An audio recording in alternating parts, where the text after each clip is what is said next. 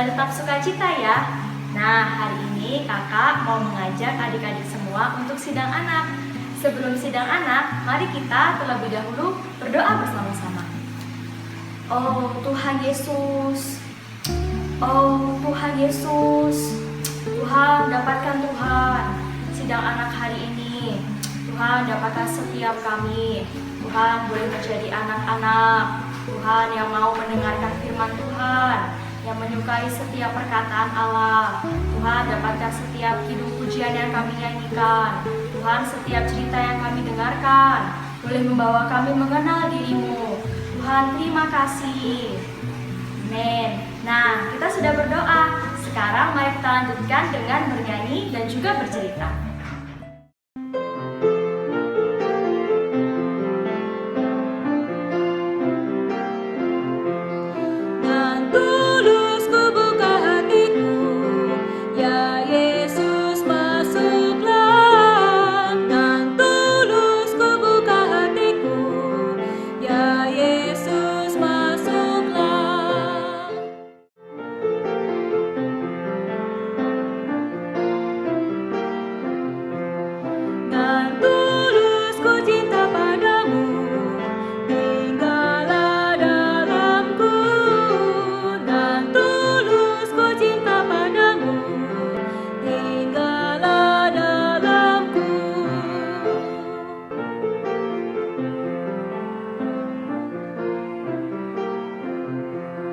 Dalam rohku nikmat dirimu, Dikaulah hayatku. Dalam rohku nikmat dirimu, Dikaulah hayatku.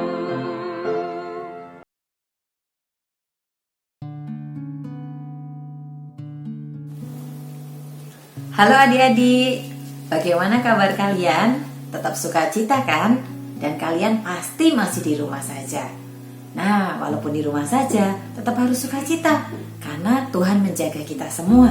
Seperti minggu lalu, ada kakak yang ceritakan bagaimana Tuhan menjaga murid-murid yang ada di Danau Galilea.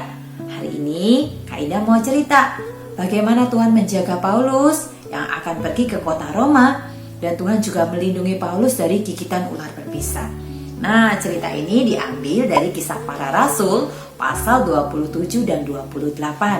Cerita tentang seorang yang sangat mengasihi Tuhan, yaitu Paulus. Ada yang pernah dengar Paulus? Semua pasti pernah dengar ya. Baik, nah Paulus inilah orang yang mengasihi Tuhan. Kemanapun dia pergi, dia selalu bercerita tentang Tuhan. Karena cintanya kepada Tuhan, sampai-sampai dia di penjara.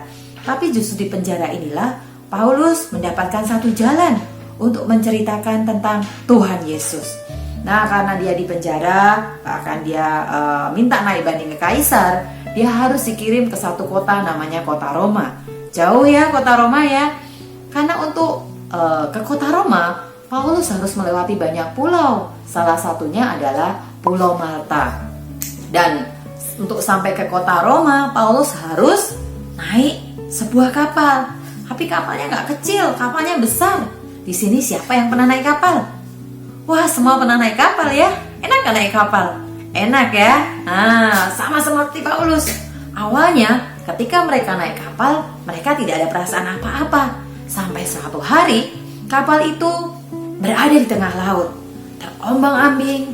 Mereka ada badai ombak yang sangat besar. Semua sangat ketakutan.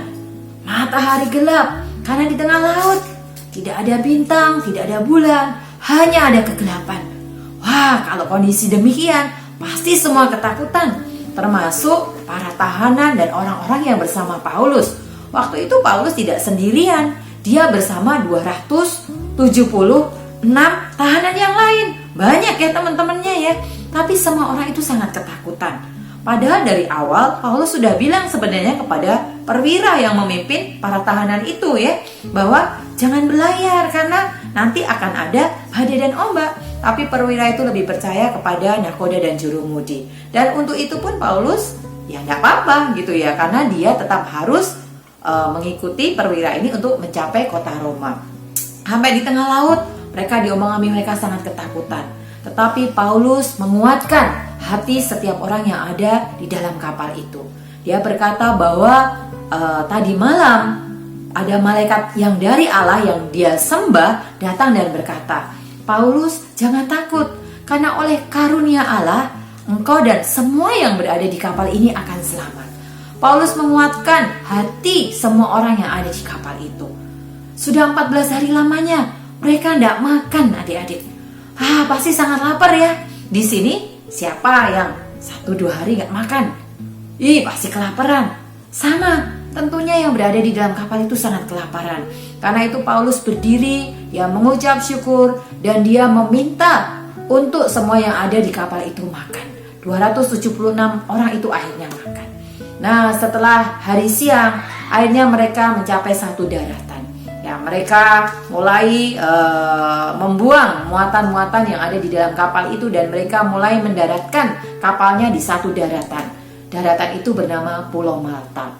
Nah, di Pulau Malta itu ada satu tanah yang dimiliki oleh gubernur, ya.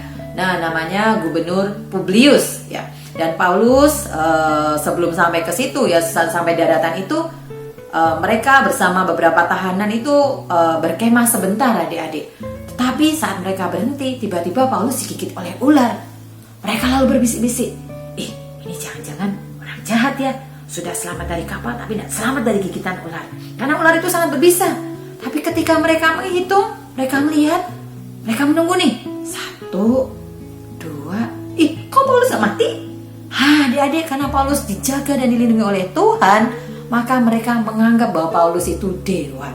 Tapi Paulus bukan dewa ya. Paulus hanyalah seorang yang diutus oleh Tuhan. Karena dia mengasihi Tuhan. Tuhan menjaga dia dari kapal ya yang penuh dengan badai ombak, juga dari gigitan ular. Nah, tadi kan Paulus sampai ke satu pulau ya namanya Malta ya, dan tiba di satu tanah namanya Publius ya, Gubernur Publius. Lalu Paulus menyembuhkan ayah dari Publius, dan di situ mereka dijamu ya, mereka diterima sangat baik. Nah, di kota itulah Paulus juga membicarakan nama Tuhan, memberitakan Injil. Nah, adik-adik kalian boleh melihat bahwa dalam keadaan apapun Tuhan menjaga Paulus karena Paulus sangat mengasihi Tuhan. Hal ini juga sama bagi kita. Hari ini dalam keadaan apapun ya, kalian mungkin di rumah ya, kalian gak bebas, banyak hal, kalian mungkin dengar virus corona. Tapi adik-adik kalian tidak perlu takut dan gelisah. Karena apa? Karena Tuhan menjaga kita semua. Tuhan mengasihi kita, Tuhan melindungi kita.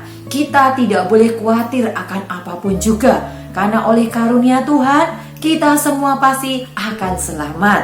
Baik adik-adik, kita perlu bersukacita, kita perlu menyeru nama Tuhan, kita perlu memuji Tuhan, kita perlu membaca Alkitab ya, karena Tuhan menjaga kita. Baik, sekarang kita akan hafal ayat ya sama-sama ya. Puji Tuhan. Nah, adik-adik tadi sudah mendengarkan cerita toh dari Ci Indah.